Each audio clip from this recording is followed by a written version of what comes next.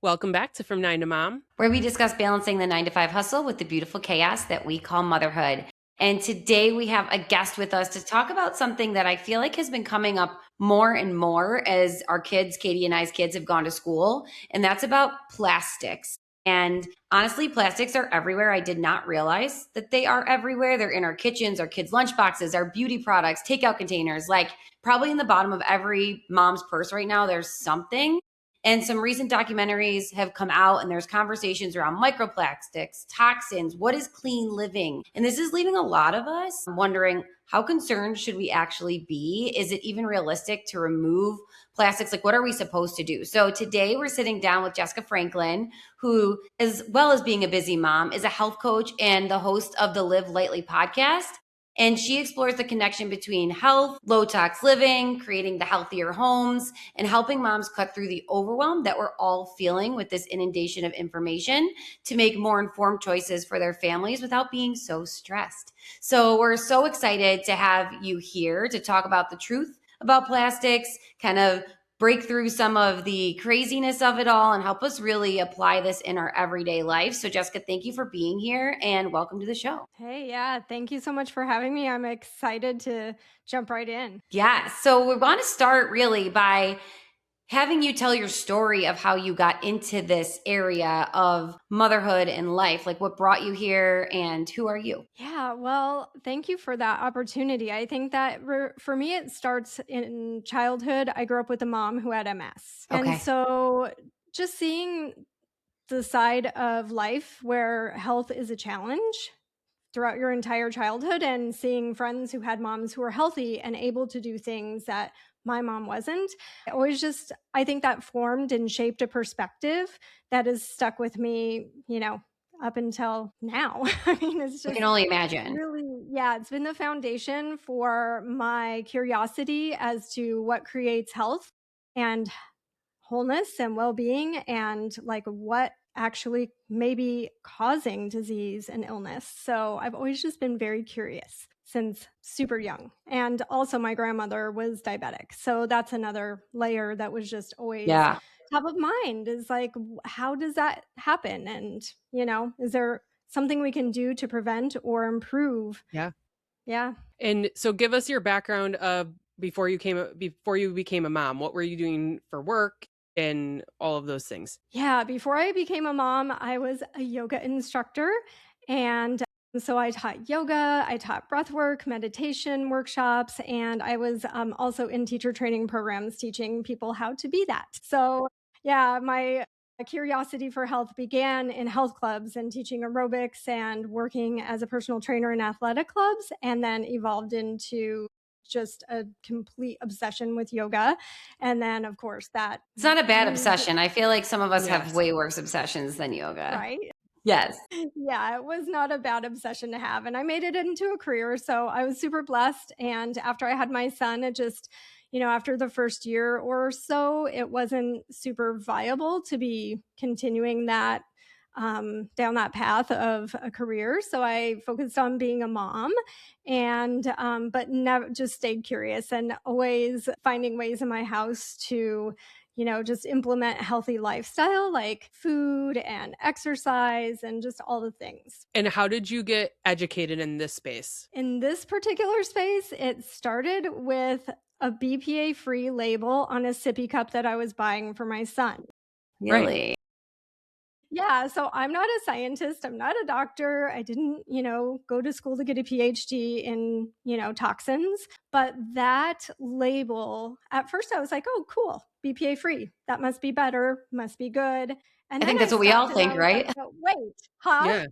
That's what we all think. We're all like, oh, it's free of something bad. Great. But what does it even mean? We don't get past that. That's right. Yeah, but my mind being in the like question everything kind of realm that I'm in for health. So it started with food labels like organic versus not organic. And that was the first label that really, I think, sent me down the question everything that you buy and bring into your home or into your body. But this label, it was not as obvious as food. Right. It touched, something that we're going to be ingesting, but it wasn't necessarily something that should spark a concern. But I did go down the rabbit hole anyways.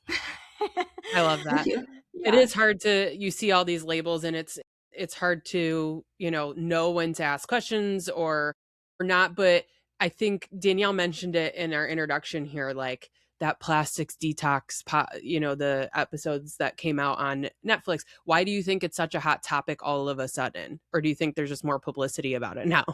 Both, I think. Well, not both, but I think there's a lot of publicity around it right now, not only with the documentary, but also like you can look at every news publication and magazine, popular and trustworthy, and they've all had articles featuring microplastics in the last couple of years. So, yeah, there's a lot more talk about it because I think that finally scientific studies and research is being able to find and prove that this stuff isn't good for us. And that's why BPA was removed in the first place. And my question then naturally was, well, why was something allowed to be used in a product that we're using for our children and they're going to be drinking something out of it and putting it in their bodies? And if it can take these chemicals and transfer them into the water or whatever he's drinking, and then now that's being introduced inside my young child's developing body, like how is that even allowed in the first place? Yeah.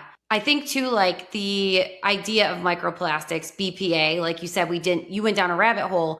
For those of us who are listening that have seen microplastics, heard BPA, can you define microplastics in simple terms for everyone who's Sure. listening? Yep, definitely. That's such a good question because it is confusing. Plastic is like the stuff you see, the container, right? The sippy cup. Microplastics are when the plastics start to break down and deteriorate. So that plastic sippy cup is a very hard plastic and it takes some time, but you're washing it in the dishwasher, or even if you're just washing it out with a brush in the sink, you're still breaking down that material. And so it becomes small. And then the chemicals that it contains to make petroleum into a hard substance called plastic, the phthalates, they are now inside those little tiny microplastics are actually small enough. So I interviewed the director of the Earth Day Foundation because they were heavy into plastic pollution and advocating for less plastic through the global plastics treaty.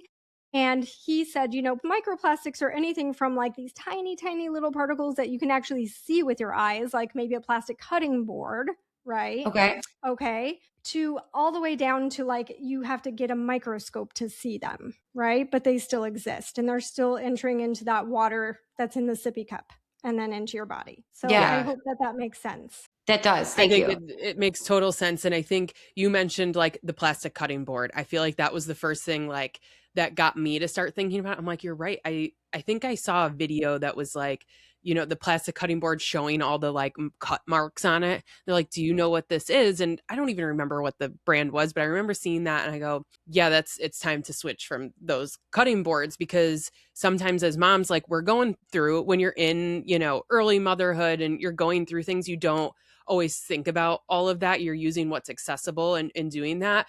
And I know one of the things that you do a lot of work with is, finding those everyday plastics that are in your home, helping people find replacements or like the plastic traps. So let's dive into a couple of the biggest plastic, I'm calling them plastic traps. I think that's kind of really what it is. That's the right that are in our terminology. homes. Like where do you start? Yeah, that's a great word for it because can become a plastic trap where you're trying to get rid of plastic somewhere. And then the thing that you buy to replace, is that what you're talking about? And then Yeah, it could be like you end up you don't know what to replace with or talk more about like when you are working with some of your clients, where do you start to remove the plastics or where are the hot spots? Yeah, like we know sippy house? cups, plastic cutting boards, like where else is it hiding? Yeah, well, I would say that one place where people aren't thinking about it is in the bedroom. All of your bedding. Yeah. Your bedding? All of it. Okay. All of it.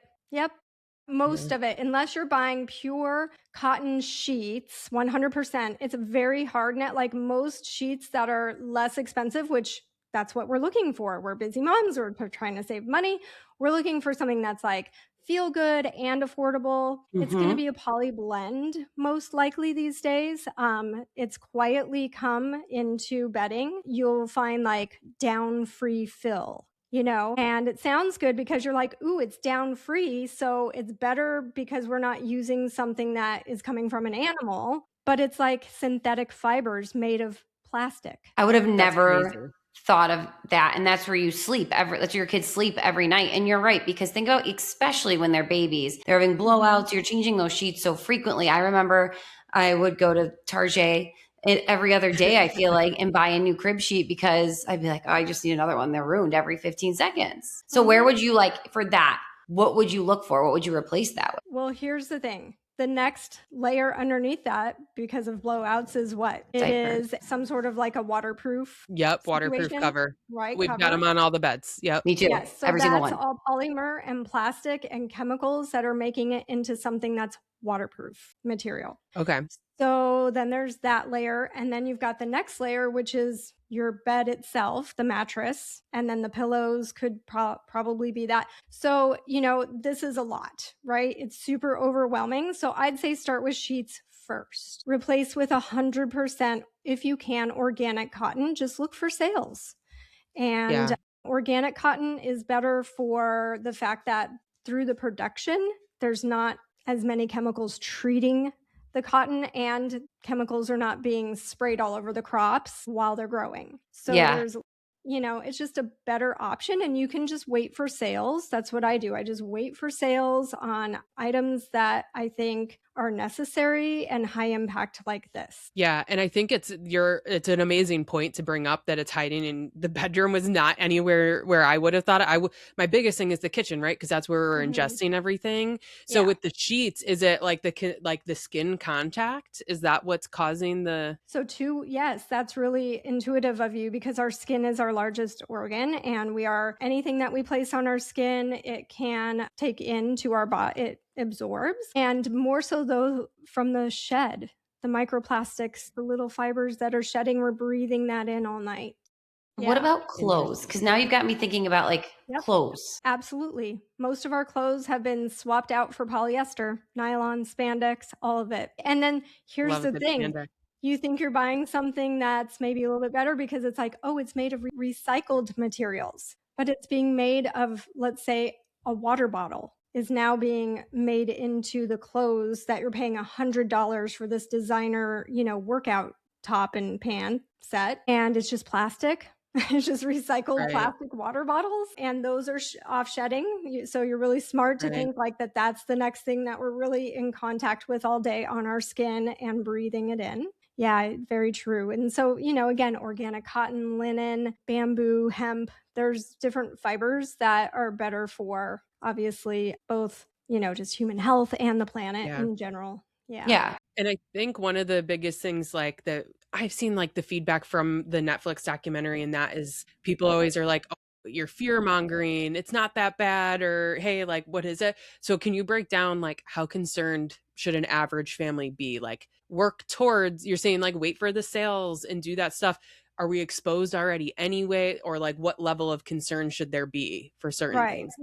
We're exposed every day, everywhere we go. Right. So you can't let that overwhelm you. But now that we have awareness around it, we just start making swaps with the next thing that we buy. We're constantly buying new things to bring into our household. So that next item, let's find something different, right? Let's find something we can trust that's being made by a company who actually cares and puts people and the planet before the bottom line. And I'm going to put you on the spot. Do you have any brands that you love that are really clean and doing a good job? I do. And I would be here half the day.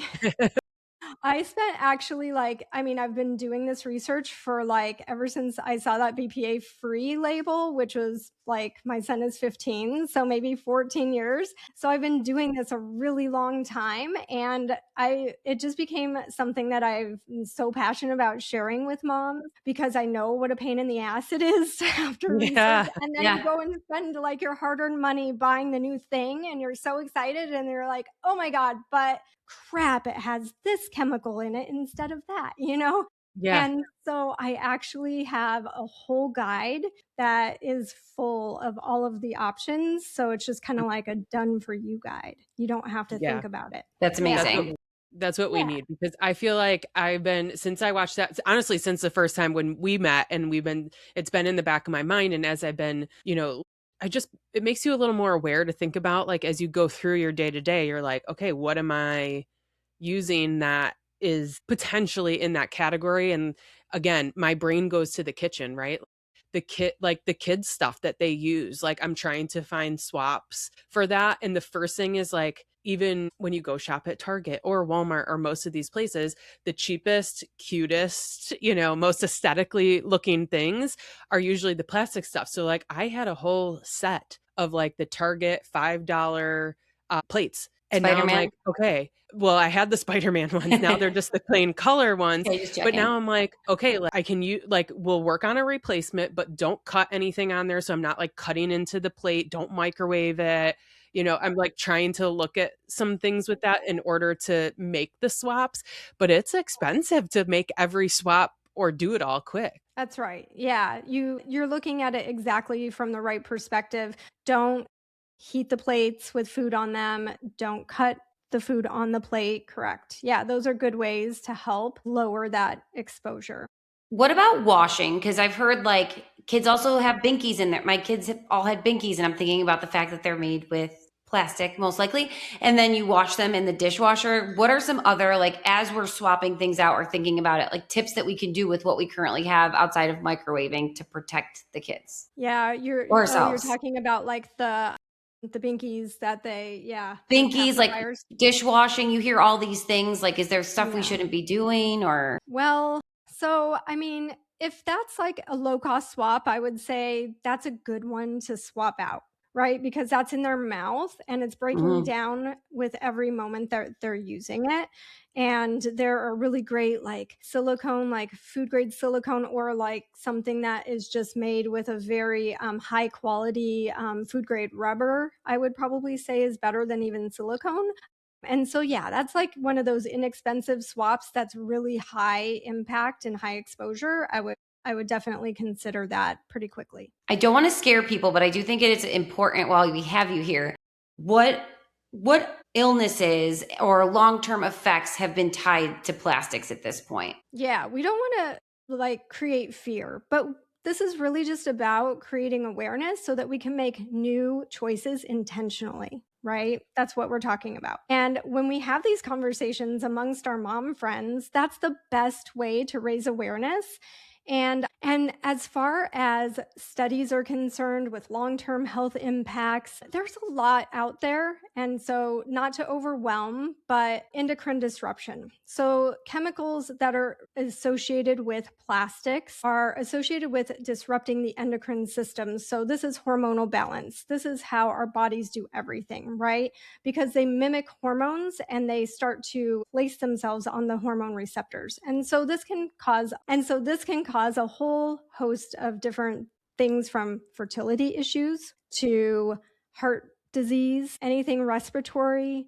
And so it's just kind of a like, this is good to know so we can start doing better. We can make new choices because we have the power to make new choices. We can't control how much plastic is being produced and put out into the world, into the marketplace, but we can control what we choose to buy with our hard earned money and bring into our homes to surround our families with. So it's Yeah, all and I about think making new sometimes we choices. look back and we're like, oh, well, I can't fix that for myself. But the truth is, you can make the impact for the future self. And when I think about, you said fertility issues, like so many, Katie and I both had some fertility issues at some point, and you think about that and you're like, if I could take that away from my kids, what a gift Yeah, that would be, right? So it is a big deal.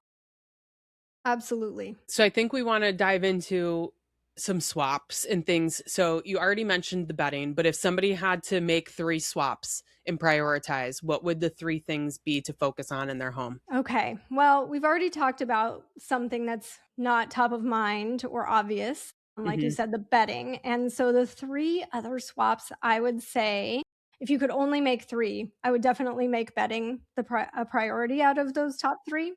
I would say also, if you are drinking out of single use plastic water bottles, that is another really big high impact swap. And because you can drink out of glass, you can drink out of, I bought my son, instead of the sippy cup, I bought him a Pura stainless water bottle because it's food grade stainless steel. It's insulated, so it could be for water or hot or cold, and it has interchangeable silicone pieces, mouthpieces, so that as your child progresses from like a baby bottle mouthpiece to the sippy cup to a straw to a sports bottle that they just drink out of, replace the part that they're drinking out of, not the whole bottle. Okay.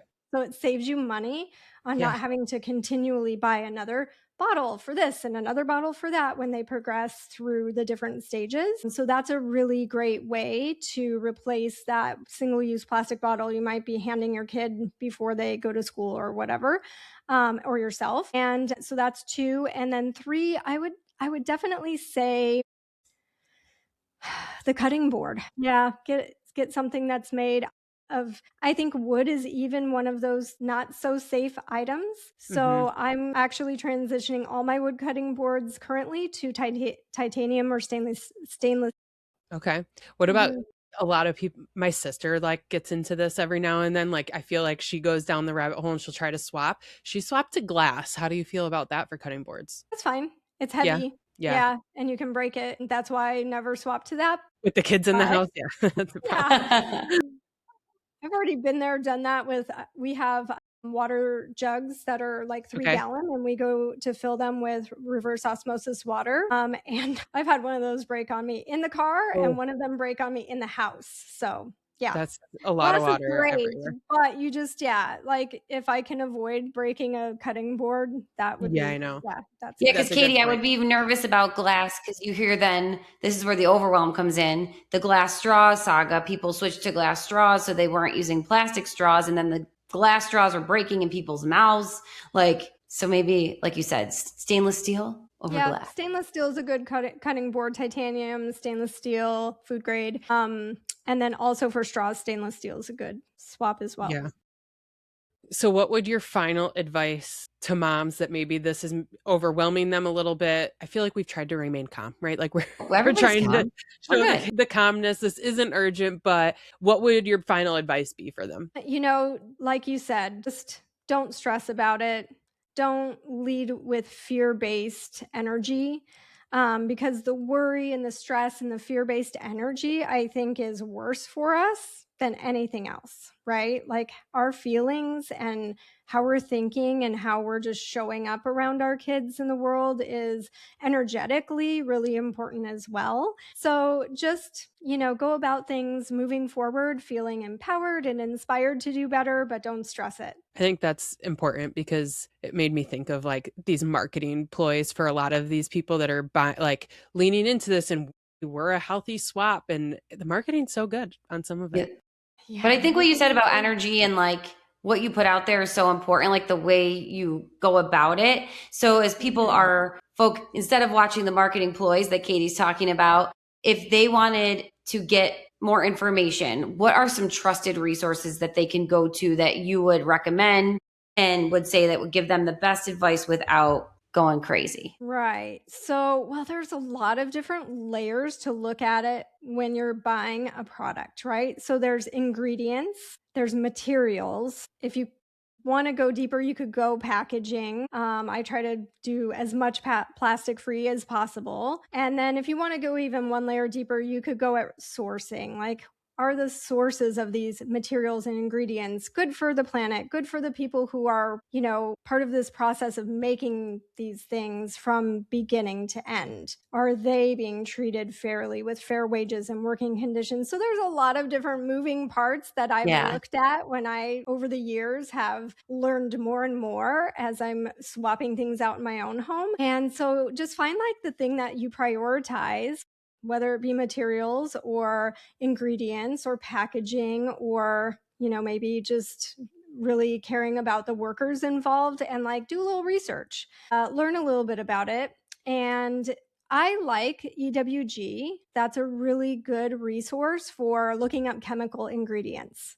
So if you're going to pick ingredients, you can go and you can, look at your ingredient label of something that you're ready to buy, and you can type in those 20 ingredients and you can figure out what they're rated as on EWG. Let's go right into your home detox guide because I was reading through that. Can you give us a little bit of an overview of your guide? Because we want to definitely get everyone a link to that. Okay, yes. So if you don't want to do all this crazy research and use EWG to look up every ingredient before you buy something, yeah, my guide is certainly a resource. It's done for you.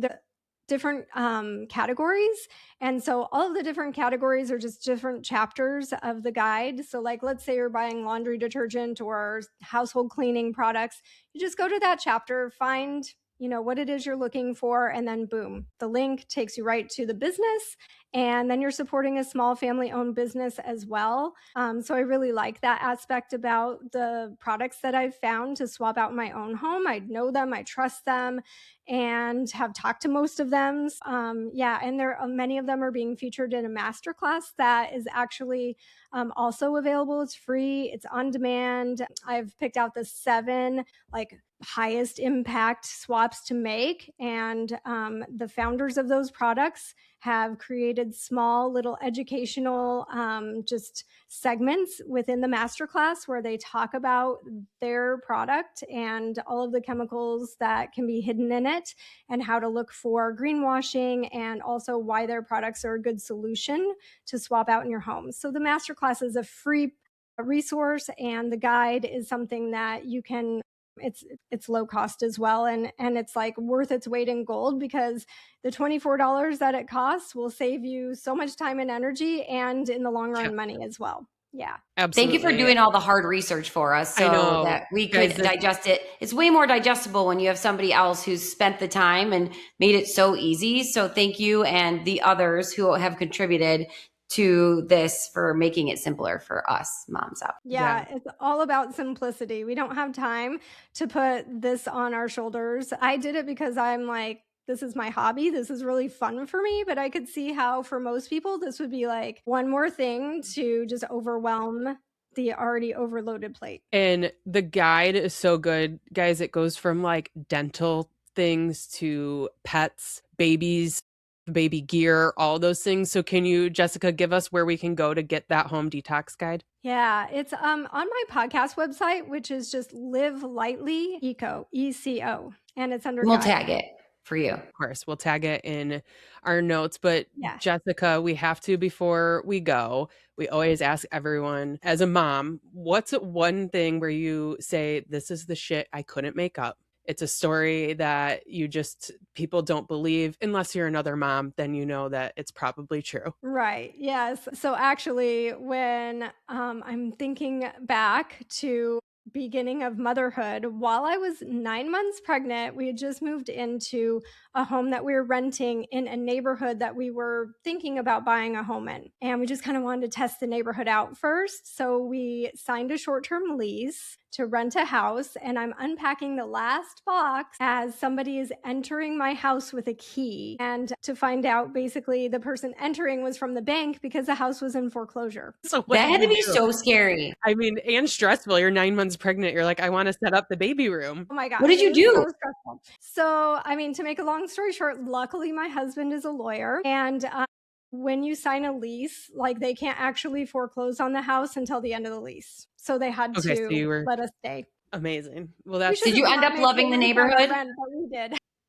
Did you stay in the neighborhood? Yeah, we ended up buying a house in the neighborhood, but my son was like 5 months old because it was only a 6-month lease.